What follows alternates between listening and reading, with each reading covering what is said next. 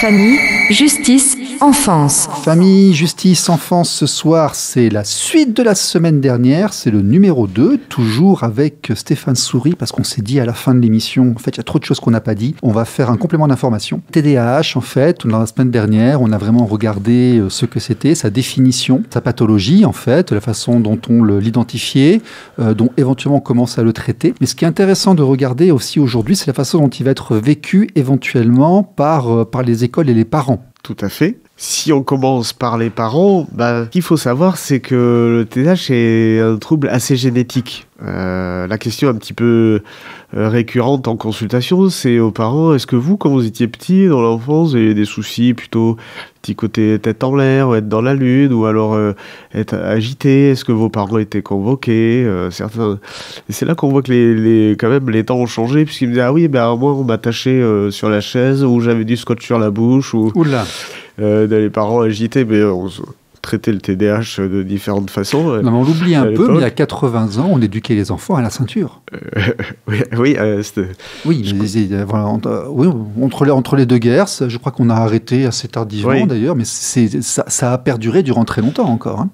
Mais là, les témoignages que j'ai, c'est il y a 30 ans. D'accord. Donc, bon... Comme il y a ce côté génétique, il peut y avoir un des deux parents qui a le même trouble.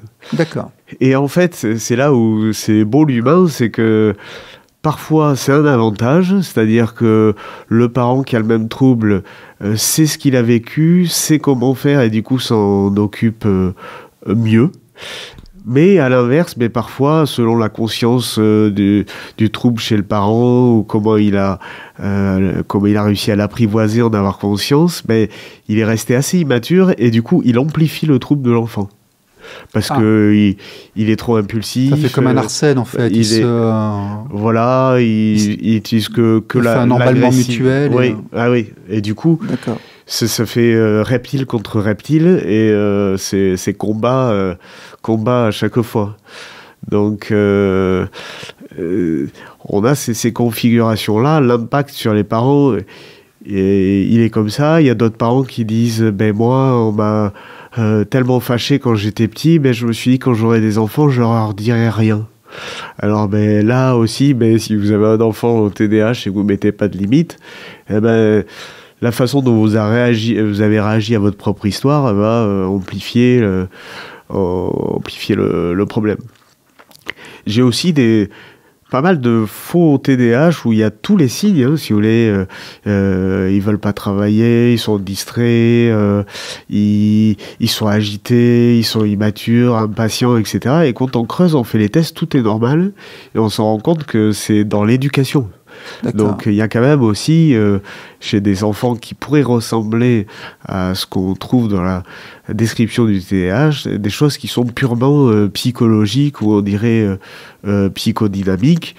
Il y a aussi pas mal la problématique, je ne sais pas si vous connaissez les troubles de l'attachement de l'enfant, les troubles insécures, donc c'est les enfants qui ont à un certain moment manqué d'attention, d'amour ou même de soins. Qui développe... Ou tout simplement qu'une relation d'attachement qui a été interrompue oui, voilà, par exemple, je sais pas, une maman qui fait ou une alors dépression postpartum. une famille monoparentale avec une maman et un enfant, et puis une mère qui vagabonde, et puis l'enfant, des troubles de l'attachement. On a étudié beaucoup ce genre de choses. Il peut y avoir beaucoup de raisons à avoir un trouble de l'attachement, mais oui, effectivement. Il y en a pas mal, je vois que vous connaissez. Et donc ça crée, si vous voulez, des comportements qui pourraient ressembler à celui du TDAH au niveau de l'impulsivité, de l'agitation. Évidemment, on est très sensible au rejet et aux critiques, puisqu'on a peur d'être abandonné, on a peur d'être délaissé. Donc ça fait des réactions très impulsives. Donc Voilà, il faut vraiment bien démêler tout ça. Oui. Et une fois qu'on l'a bien fait, c'est là qu'on peut dire, voilà, l'impact que ça a sur la famille, ça c'est dû au symptôme du TDAH, ça c'est peut-être dû à la façon dont vous l'avez élevé, ça c'est peut-être dû à ce qui s'est passé quand il était petit. Voilà, c'est toute la complexité et c'est là où se situe l'expertise, parce que si on le fait, vous remplissez un questionnaire, il bouge, oui. Il est impulsif, oui. Il a des troubles d'attention, oui. Allez, médicaments. Là, on est dans un truc robotisé et enfin, il n'y a aucun psychologue qui accepterait de faire ça, puisque justement, on n'assumerait pas la complexité dont je parlais. Donc les parents qui viennent vous voir, généralement, qu'est-ce qu'ils vous disent? Alors, je leur demande déjà qu'est-ce que je peux faire pour eux, pourquoi ils viennent. Parfois, la demande est portée par l'autre. Ça veut dire, on vient parce que la maîtresse ne le supporte plus, ou le maître. Changer de maîtresse. Pardon. Oui, alors parfois, c'est un peu chaque année, il y a un problème. Donc parfois, c'est quand même pas l'enseignant, c'est l'enfant qui n'arrive pas à s'adapter. Alors il y a ce type de demande, et puis il y a aussi, parfois c'est la demande des parents parce que ils n'arrivent pas à faire travailler l'enfant, ils commencent à prendre du retard, ils n'arrivent pas à le faire obéir, ils n'arrivent pas à le calmer, il est toujours à 200 000 volts, donc voilà. C'est l'enfant, quand on va au restaurant, c'est celui qui se met à hurler, qui est ingérable et qui, à lui tout seul, ruine la soirée de 50 personnes, en fait, c'est ça? Alors, ça peut, mais surtout, ce sur quoi je veux attirer l'attention, c'est que ce que vous décrivez là peut avoir plusieurs raisons, quoi. Oui. Ça peut être un TDAH, mais ça peut être quand même... le grand-père dit, on ne sait plus éduquer les enfants. Moi, à mon époque, on allait au restaurant, ils n'étaient pas en train de courir et de hurler partout. Lorsqu'on en croise un qui vraiment est comme ça. Donc il y a peut-être aussi une façon différente d'aborder les problèmes suivant les générations. C'est sûr que le modèle éducatif a changé. Je ne sais pas quel est l'impact du changement éducatif, du fait qu'on est dans une société hyper connectée, hyper stimulée. On fait les trucs à court terme. On fait les trucs beaucoup plus vite. Enfin, maintenant, avant, pour envoyer un courrier, il fallait lécher le timbre et puis aller à la poste. Maintenant, on peut envoyer une lettre, on peut envoyer 30 mails à la minute avec un logiciel fait pour ça. Tout s'accélère. Il y a les écrans. Il y a des parents qui sont trop occupés par autre chose pour s'occuper de leurs enfants. Le temps est plus speed, j'ai l'impression. Alors, est-ce qu'on a moins le temps de prendre le temps? Mais c'est peut-être un fantasme, de ce que je dis. Mais ça, si c'était vrai, peut-être que ça a une influence sur aussi la présentation comportementale des enfants. Au niveau neurologique, on a identifié des raisons physiologiques par rapport au TDAH. On connaît les autres, on connaît les... Mais c'est en lien, si vous voulez, avec les propriétés du médicament. Hein. C'est plutôt un déficit de dopamine. Dopamine, c'est celle-là, c'est l'hormone de la récompense, c'est celle-là? Oui, voilà, c'est un neurotransmetteur d'ailleurs, du coup, c'est pas une hormone, et elle avance plutôt vers le cortex frontal, donc le front, donc l'avant du cerveau, et c'est ce qui fait que les enfants sont très sensibles à la récompense, c'est-à-dire... si on met un challenge, si on appâte un peu l'enfant, si on stimule un peu sa curiosité, on peut dépasser un blocage. Mais à l'inverse de la récompense, c'est la frustration. Ils sont également hypersensibles à la frustration, quoi. Donc ce circuit de la dopamine a une double facette, quoi. Hyper attiré par les stimulants. C'est pour ça qu'en général, les jeux vidéo, ils tombent dessus à bras raccourcis. Et ils fuient la frustration avec des crises, enfin, qui sont pas non plus... faut juste savoir les gérer, mais avec des crises assez fréquentes. Ouais. RLP. Radio Libre en Périgord. Ce qui m'intéresse aussi, c'est que, comment dirais-je, j'aime le rappeler régulièrement ici, j'ai passé 10 ans à l'étranger, j'ai vécu en Asie, qui est un continent différent, une culture différente. On voit des façons d'éduquer les enfants qui sont extrêmement différentes. Moi, j'ai assisté à des scènes où on demandait aux enfants... Enfin, c'est beaucoup plus tamisé qu'ici. C'est beaucoup plus dans le contrôle de soi. Pour eux, on passe vraiment pour des brutes socialement, lorsqu'ils nous regardent, nous, occidentaux. Eux, il y a très peu de contact physique. Ils font attention à ne pas rendre l'autre inconfortable. Il faut se maîtriser.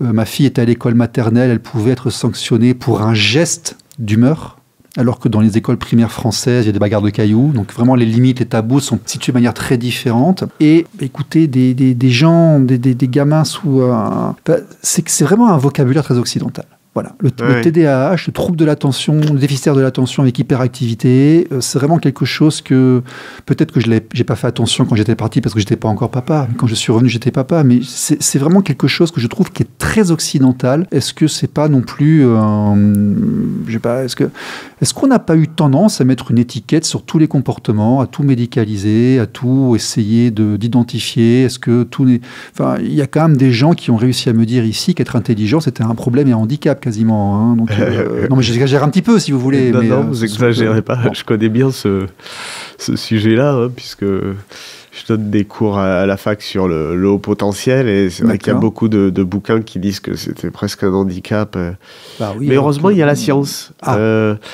Et il y a des revues de littérature et il y a des expériences qui permettent de mettre les fantasmes et les croyances d'un côté et puis la vérité de l'autre. Après, c'est vrai que c'est le propre un peu des sciences médicales de décrire, de catégoriser, mais c'est la critique qu'on fait du bouquin dont on a parlé tout à l'heure, le DSM, qui est le manuel statistique des maladies mentales. C'est un ouvrage américain où tout est classé.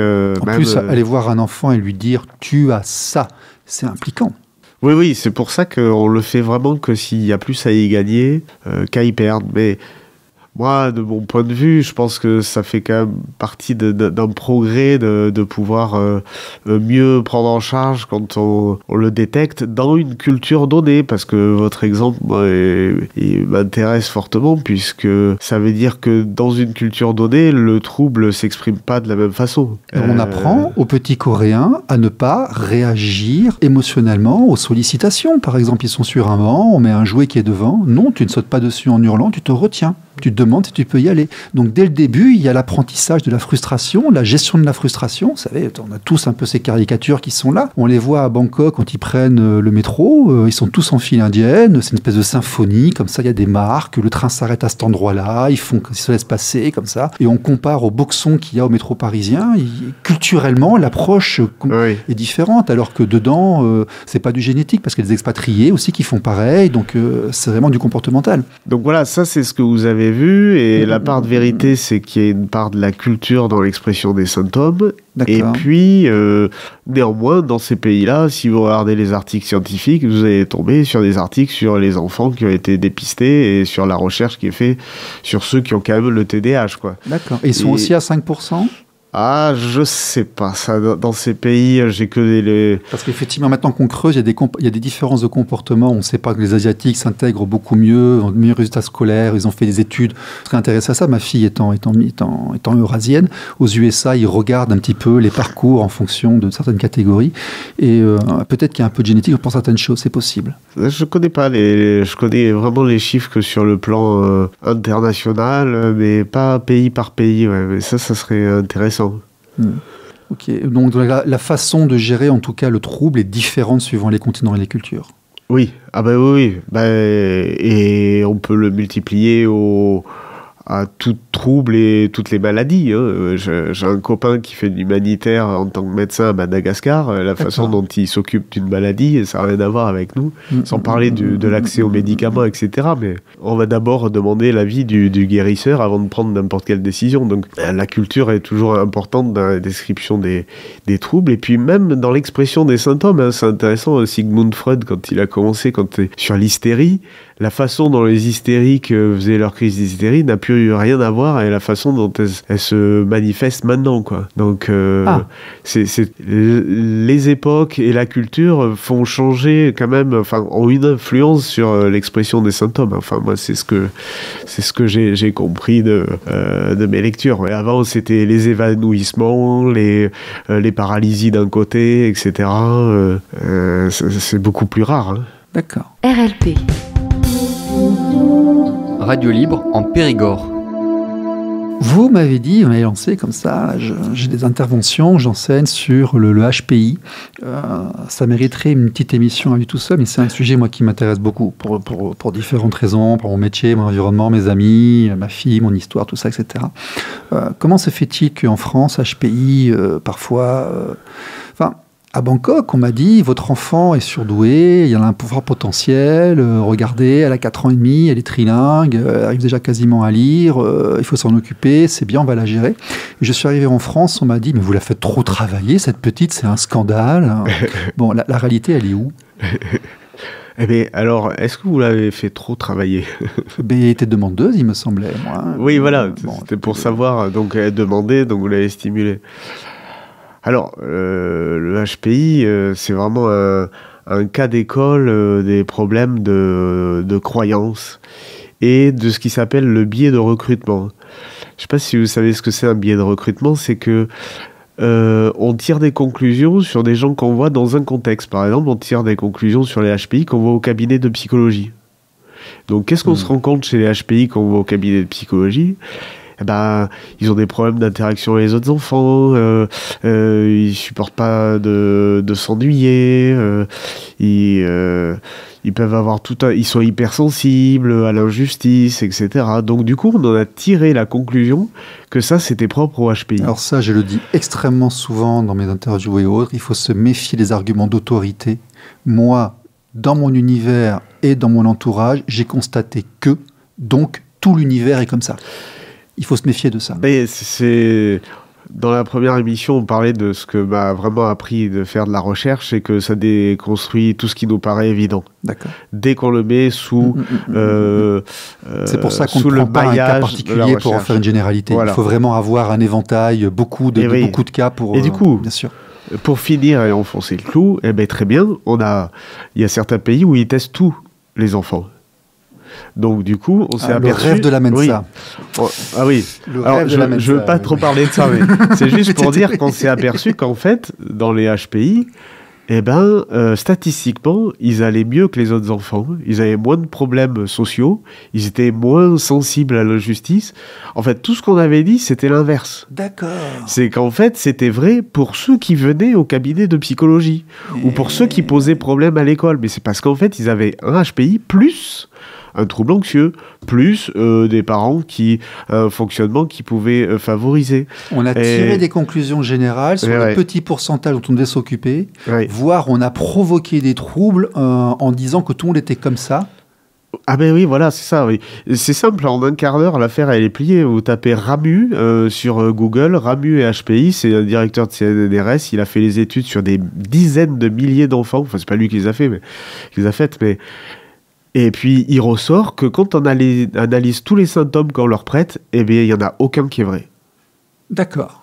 Comparé à une population qui n'est pas HPI. Voire même, ces protecteurs, bon, évidemment, c'est protecteur au niveau de la réussite scolaire, mais on s'aperçoit qu'ils ont moins de problèmes émotionnels, moins de problèmes sociaux, voire même une espérance de vie légèrement plus importante. Moi, j'ai vu des gens à très fort QI qui ont eu des problèmes scolaires parce que n'ayant jamais eu besoin de travailler et de faire des efforts, ils arrivaient ensuite à l'université ou en école d'ingénieur et puis tout d'un coup, il y avait une marche, c'était très compliqué, ils n'avaient pas été habitués.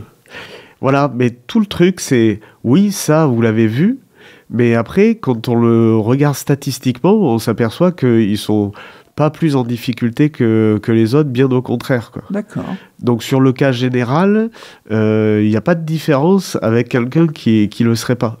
Alors, d'où viennent tous ces informaticiens qui vont dans ces écoles particulières où on les soulage de ces matières traditionnelles et généralistes pour les concentrer uniquement sur la programmation, l'informatique et donc l'intellectuel pur, en fait.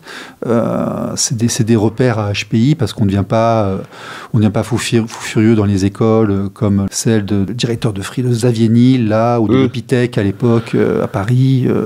Voilà, je peux pas vous répondre sur... je connais pas tout ce qui se fait comme école en lien avec le HPI, c'est juste que c'est une toute petite partie de la psychologie de la personne, parce qu'on peut être HPI, mais socialement handicapé, c'est-à-dire pas savoir reconnaître des émotions des autres, pas savoir comment s'affirmer, ou alors pas savoir reconnaître ses émotions. Enfin, entre le social, l'émotionnel et le cognitif, le HPI, c'est que du cognitif. Le test avait des tests très cognitifs. Résumer une personne juste à ça, et puis par rapport à ce que je vous ai dit sur les méta-analyses de Ramu, mais on s'aperçoit qu'en fait, il y a beaucoup de fantasmes et puis aussi d'erreurs de conclusion liées à ce qu'on appelle le biais de recrutement. Est-ce que les enseignants sont vraiment formés à tout ça, on va dire, la psychologie de manière générale, l'évolution récente et fabuleuse des sciences humaines durant les dernières décennies, en fait, on va dire, on a beaucoup progressé dans psychologie, en neuropsychologie, dans beaucoup de choses. Est-ce que nos instituteurs, nos institutrices, nos éducateurs, nos travailleurs sociaux sont vraiment formés à ces avancées? Alors, je suis pas très bien placé puisque je n'interviens pas dans ce domaine-là. On m'avait demandé, c'était en Dordogne d'ailleurs, de participer à un programme de formation des enseignants sur le HPI, ce qu'on pouvait mettre en place en classe pour éviter l'ennui, parce qu'évidemment, si on apprend plus vite, on peut s'ennuyer. Après, moi, je vois, ma femme est enseignante, les cours qu'elle a eus sur les troubles, sur ce qu'on appelle les TND, les troubles 10, il y a eu très rapidement sur la dyslexie et puis point barre, quoi. Donc la dyspraxie, le TDAH, la dysgraphie, la dyscalculie. En tout cas, à l'époque, ils n'en parlaient pas.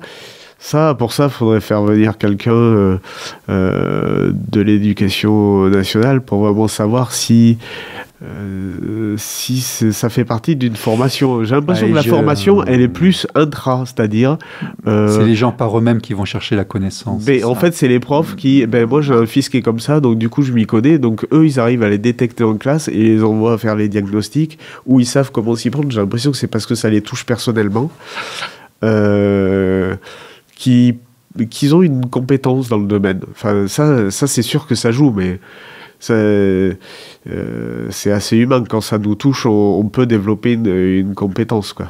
Bon, culturellement, ici, des HPI, vous avez dû en croiser. Lorsque vous le balancez dans l'école en disant à tout le monde il est surdoué, là, c'est un fort potentiel, ça se passe bien pour lui? Il est bien accueilli? Ça se passe comment, là?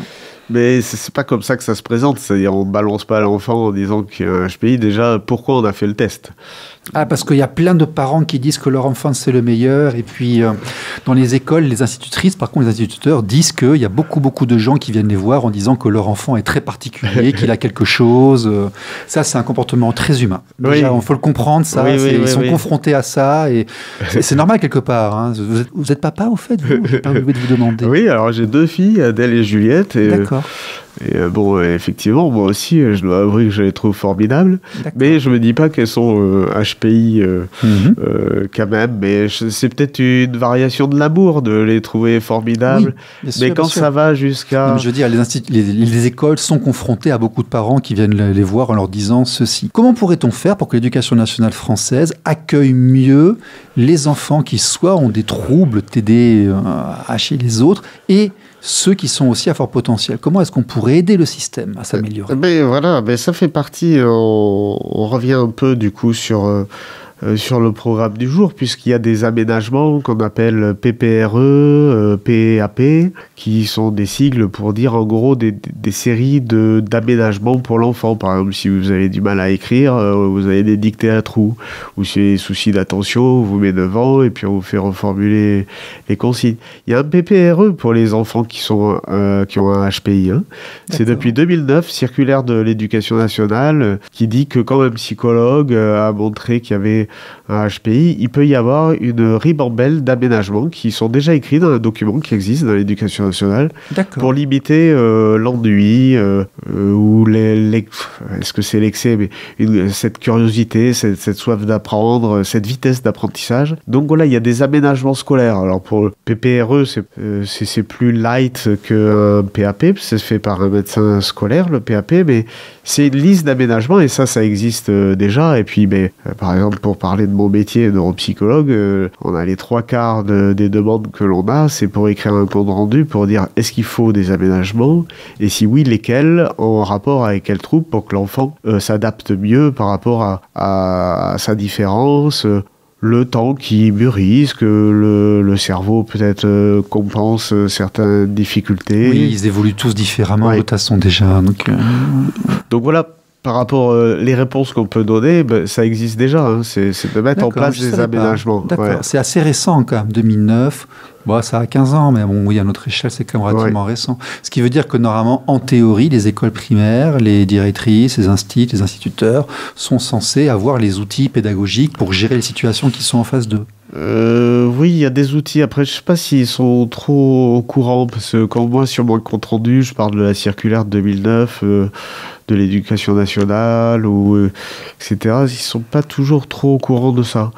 Par contre, pour les troubles d'apprentissage, je pense qu'ils sont quand même plus au courant, tout ce qui concerne, je sais pas, la dyslexie, tous les enseignants ont eu des dyslexiques, les orthophonistes viennent aux réunions, expliquent le trouble, donc tu sais, il y a quand même un savoir-faire. Hein. RLP. Radio libre en Périgord. Vous produisez des écrits, vous travaillez en relation avec les écoles ? Oui, je produis des écrits. Ça, neuropsychologue, on est formaté à écrire un compte-rendu. D'accord. Je veux dire, les écoles viennent vous voir, ce sont les parents qui viennent vous voir et vous faites un compte-rendu par rapport à l'enfant qui ensuite est transmis à l'école par les parents. Il n'y a pas de contact direct entre vous et l'éducation nationale. Ça peut, on peut s'appeler, on peut venir à ce qui s'appelle les équipes éducatives, condition d'avoir le temps dans son emploi du temps, mais oui. Niveau primaire, collège, lycée. Oui. Il y a des préconisations tout à fait comme ça pour mettre en place. Souvent, c'est collégial. Hein. Il peut y avoir l'orthophoniste, le psychomotricien, la psychomotricienne. Donc, il y a tout un ensemble de professionnels qui peuvent intervenir pour mettre en place un protocole d'aide. Et puis, vous savez, quand l'handicap est trop important, on fait un dossier à la MDPH pour que l'enfant ait une AESH. On disait AVS avant, une personne qui à côté, qui aide à reformuler les consignes ou qui aide à écrire ou à relire, etc. Donc il y a tout quand même un panel pour aider les enfants. Vous êtes sollicité par les sociaux, dans les AEMO, ce genre de choses ? Vous travaillez aussi avec des éducateurs, parfois, ça arrive ? Oui, alors... parce qu'ils me demandent d'éclairer sur un diagnostic particulier associé. Hein. Par exemple, souvent me demander est-ce que c'est quelqu'un qui a un retard mental intellectuel, ou est-ce qu'il y a un TDAH associé, auquel cas est-ce qu'il faut qu'il y ait des thérapies ou des traitements qui abaisseraient la problématique. Mais dans le cadre des AEMO, souvent c'est des enfants qui relèvent pas que de ma spécialité, ils ont des troubles psycho-affectifs, ils ont vécu des choses, des abandons, des violences qui ont aussi un impact, et moi j'interviens un tout petit peu pour éclairer certaines facettes de la problématique. D'accord, mais ça peut arriver. Ça peut arriver, oui, ça m'arrive pas mal en Dordogne, d'ailleurs, ce type de demande-là, ouais. D'accord, très bien. Bon, écoutez, on a bien fait de faire une suite, finalement. Vous voyez, il y a quand même un contenu, il y a des choses. C'est Stéphane Soury. Stéphane Soury, vous le trouvez à Marsac-sur-l'Île, 85 route de Bordeaux. Bon, je crois qu'il est sollicité, hein. Je crois qu'il y a plusieurs semaines ou mois d'attente, hein, si on prend un rendez-vous. Ouais, je suis pris jusqu'à février, ouais. Non, je ne viens pas ici pour faire de la pub, je vous l'assure. Mais, c'est vrai qu'il y a beaucoup de travail. Bon, en tout cas, on vous remercie pour tout le travail et surtout d'être venu nous expliquer tout ça sur RLP. Merci, M. Soury. Avec plaisir, merci de m'avoir invité. Au revoir.